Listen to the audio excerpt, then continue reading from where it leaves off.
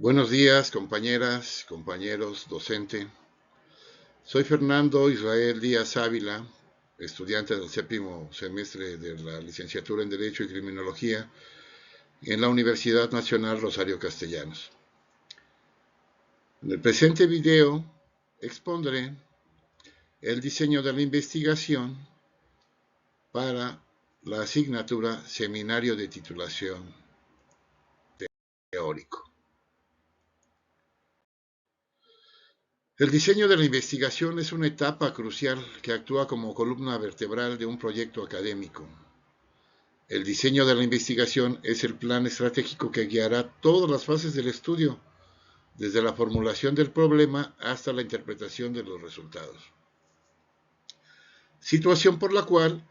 se mencionarán a profundidad los elementos esenciales que componen un diseño de investigación robusto, que aseguran que el estudio sea relevante, coherente y riguroso, ya que al entender y aplicar los principios clave del diseño de investigación, se estará mejor preparado para desarrollar un estudio que no solo cumpla con los requisitos académicos,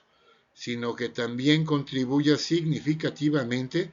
al campo de conocimiento en el que nos encontramos especializándonos. En este caso, el problema de investigación tiene que es qué factores de riesgo y barreras legales, económicas y sociales y culturales enfrentan las víctimas del maltrato infantil en la Ciudad de México para acceder a la protección de sus derechos humanos. La justificación es: el maltrato infantil es un grave problema social, el cual se encuentra extendido especialmente en aquellas comunidades que se encuentran en una condición de marginación socioeconómica. Tal es el caso de Cruz N., un niño que vivía en una colonia popular en la Ciudad de México. Cruz N., como muchos otros niños en situaciones similares, enfrentó una combinación de factores de riesgo, que son indicadores que avisan que el menor de edad vive bajo circunstancias que lo ponen en peligro de que se desencadene la violencia hacia ella o él, además de barreras que incluyen el desconocimiento de sus derechos, el desinterés de las instituciones gubernamentales y la dependencia económica de sus agresores. Estos factores y barreras dificultan que las víctimas como Cruz N. logren obtener ayuda y, en consecuencia, se perpetúe su situación de vulnerabilidad y riesgo. La justificación de este estudio radica en la necesidad de comprender y abordar estos factores y barreras para mejorar las condiciones de acceso a la protección de los derechos humanos para las víctimas de maltrato infantil, ya que a pesar de que existen leyes y políticas públicas diseñadas para proteger a las víctimas, la realidad es que muchas de ellas no pueden acceder a estos recursos. Este estudio tiene como objetivo identificar y analizar los factores de riesgo y barreras, utilizando el caso de Cruz N como un ejemplo representativo de una problemática más amplia. Esta investigación busca contribuir al conocimiento académico sobre los factores de riesgo y las barreras que sufren las víctimas para tener acceso al disfrute de sus derechos humanos en contextos de maltrato infantil y pretende ofrecer recomendaciones prácticas para mejorar las políticas públicas y las intervenciones legales, con la finalidad de que las víctimas de maltrato infantil reciban el apoyo y atención que necesitan en tiempo y forma. Por lo tanto, esta investigación no solo tiene implicaciones teóricas, sino también busca un impacto potencialmente significativo en la vida de las niñas y niños afectados por la violencia. Este estudio se centrará en analizar factores de riesgo y barreras legales, económicas, sociales y culturales que enfrentan las víctimas del maltrato infantil en la Ciudad de México para acceder a la protección de sus derechos humanos. Es el caso de Cruz N., quien vivió en una comunidad marginada y enfrentó múltiples obstáculos para obtener protección legal, y servirá como un estudio de caso detallado que permitirá explorar las diferentes dimensiones de este problema. A través de este análisis se buscará identificar los factores específicos que contribuyen a la dificultad de las víctimas para acceder a los recursos legales disponibles, como la falta de información sobre sus derechos, el desinterés de las instituciones gubernamentales y la presión social para mantener el conflicto dentro del hogar. Delimitar el objeto de investigación de esta manera permitirá concentrar los esfuerzos de análisis en un contexto específico, proporcionando un enfoque claro y estructurado que evitará que el estudio se disperse en temas tangenciales. Además, este enfoque permitirá una exploración profunda y detallada de los factores que afectan el acceso a la justicia en situaciones de maltrato infantil, lo que a su vez facilitará la identificación de posibles intervenciones y mejoras en las políticas públicas. La relevancia de este objeto de investigación radica en su capacidad para contribuir al desarrollo del conocimiento en el campo del derecho y la criminología al abordar un tema que ha sido insuficientemente explorado en la literatura existente. Desde el punto de vista práctico, este estudio tiene el potencial para ofrecer soluciones concretas para mejorar la protección legal de las víctimas de maltrato infantil en contextos de marginación social. El marco teórico de este estudio se basará en una combinación de teorías sobre derechos humanos, acceso a la justicia y maltrato infantil para construir un marco teórico sólido que guíe el análisis del caso de Cruz N. Además, integrarán perspectivas como el descuido y el tratamiento abusivo de los niños para comprender cómo también el género y la desigualdad social influyen en la capacidad de las víctimas para acceder a los recursos legales y al disfrute pleno de sus derechos humanos. En el marco histórico se llevará a cabo un análisis de la evolución de las políticas públicas en México dirigidas a la protección de las víctimas de maltrato infantil desde la promulgación de la Ley General de Derechos de las Niñas, Niños y Adolescentes en 2014 hasta iniciativas más recientes. Este análisis permitirá conceptualizar los desafíos actuales que enfrentan las víctimas como Cruz N, mostrando cómo las políticas públicas han progresado o fallado en proporcionar una protección efectiva. Se prestará especial atención a cómo los cambios en la legislación y la implementación de políticas han afectado la capacidad de las víctimas para acceder a la justicia, así como a las continuidades y rupturas en la protección legal de las niñas y niños en situaciones de violencia. Este enfoque histórico permitirá identificar las tendencias y factores que han influido en la situación actual de las víctimas de maltrato infantil en la Ciudad de México. El marco conceptual. Los conceptos clave que guiarán este estudio incluyen factores de riesgo, barreras legales, acceso a la justicia, maltrato infantil, violencia intrafamiliar, marginación social y vulnerabilidad. Estos conceptos se definirán de manera clara y precisa al principio del estudio y se utilizarán para estructurar el análisis de los datos recopilados. El objetivo general es determinar los factores de riesgo y barreras legales, económicas, sociales y culturales que enfrentan las víctimas de maltrato infantil en la Ciudad de México para acceder a la protección de sus derechos humanos, utilizando el caso de Cruz N como un estudio representativo. Y además tenemos objetivos particulares que serían identificar factores de riesgo, barreras legales, económicos, sociales y culturales que enfrentan las víctimas de maltrato infantil en la Ciudad de México para acceder a la protección de sus derechos humanos, tomando como base el caso de Cruz N y otras niñas y niños en situaciones similares en comunidades marginadas de la Ciudad de México.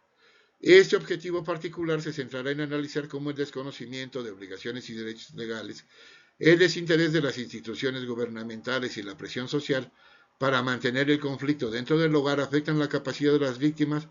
para acceder a servicios legales, judiciales y el pleno disfrute de sus derechos humanos. Evaluar la efectividad de las intervenciones legales y sociales actuales en la protección de las víctimas de maltrato infantil, con un enfoque en la respuesta judicial y el apoyo brindado por organizaciones no gubernamentales como la Fundación para la Protección de la Niñez, IAP. Este objetivo analizará el papel que juegan las ONG en la provisión de apoyo legal y psicológico, así como las limitaciones del sistema judicial para ofrecer una respuesta oportuna y eficaz a las víctimas. Y además proponer recomendaciones específicas para mejorar el acceso a la justicia para las víctimas de maltrato infantil en comunidades marginadas basadas en los hallazgos del estudio y en el análisis de políticas públicas existentes. Este objetivo tiene como finalidad no solo identificar los problemas, sino también sugerir soluciones prácticas y viables que puedan ser implementadas para mejorar la protección de las víctimas y garantizar que el sistema judicial cumpla con su deber de proporcionar justicia de manera equitativa y eficiente. La hipótesis o supuestos generales. Las víctimas de maltrato infantil en la Ciudad de México, especialmente aquellas que residen en comunidades marginadas y enfrentan precariedad económica, tienen un acceso significativamente limitado a la justicia debido a una combinación de factores de riesgo y barreras legales, económicas, sociales y culturales. Se espera que los factores socioeconómicos como la falta de recursos financieros de los padres, el desinterés de las instituciones gubernamentales y las barreras culturales como la presión social para no denunciar, sean determinantes en que las víctimas no puedan obtener protección legal y el disfrute pleno de sus derechos humanos. Esta hipótesis será probada mediante el análisis de casos concretos como el de Cruz N., quien a pesar de enfrentar violencia severa, encontró múltiples obstáculos para acceder a la justicia debido a su situación económica y la sobrecarga del sistema judicial. Se anticipa que los datos empíricos apoyarán la hipótesis de que las barreras estructurales y contextuales impiden que las víctimas más vulnerables reciban la protección legal a la que tienen derecho. Y en cuanto a la hipótesis, las fuentes primarias de información, se planea realizar entrevistas en profundidad con vecinos cercanos de las víctimas de maltrato infantil que, como Cruz N, han enfrentado dificultades para acceder a la justicia y el pleno disfrute de sus derechos humanos. Entrevistas que permitirían obtener datos de primera mano sobre las experiencias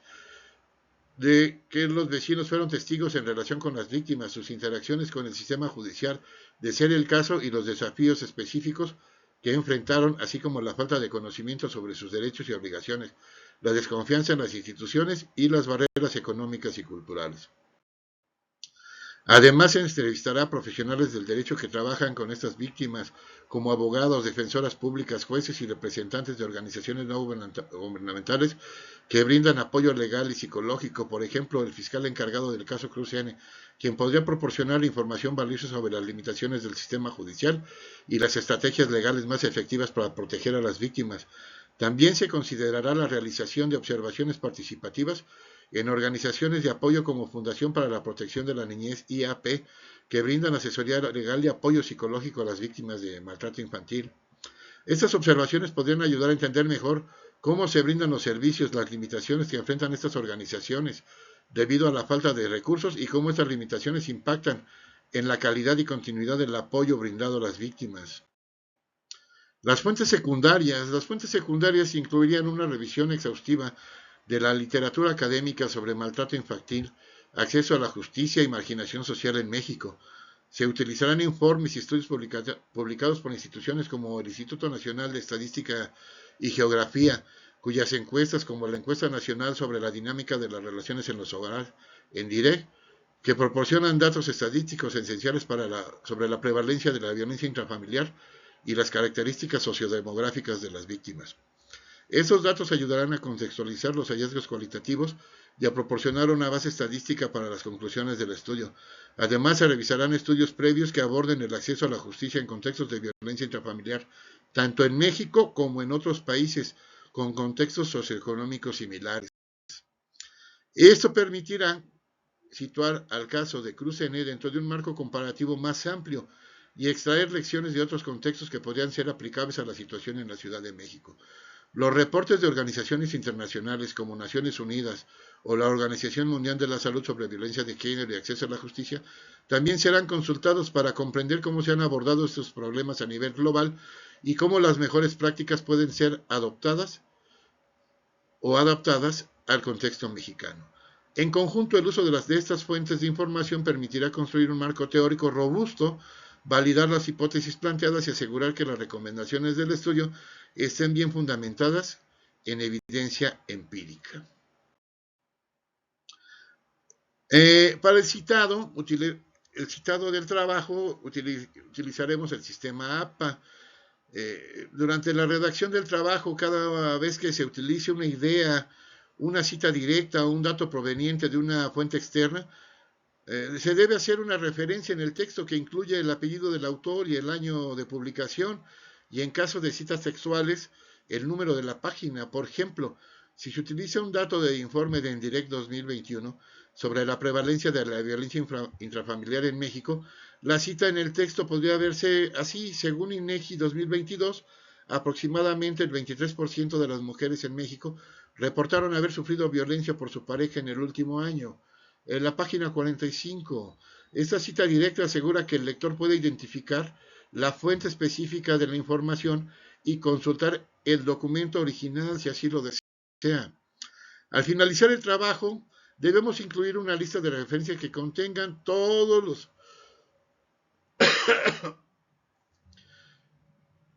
datos que un lector pueda localizar para que el lector pueda localizar las fuentes en el texto. La referencia completa para el ejemplo anterior podría ser como las que se muestran en la pantalla, como por ejemplo Universidad Nacional Rosario Castellanos 2025, Seminario de Titulación, Unidad 2, Diseño de Investigación, y así sucesivamente. Para finalizar, en la entrada de la lista de referencias se deben incluir las normas establecidas por el sistema APA, que incluyen el formato específico para autores, títulos, fechas, editores y URLs en el caso de fuentes digitales. Es importante destacar que todas las fuentes citadas en el texto deben aparecer en la lista de referencias y viceversa, para mantener la coherencia y la transparencia del trabajo académico. Compañeras, compañeros, docente, por su atención, muchas gracias.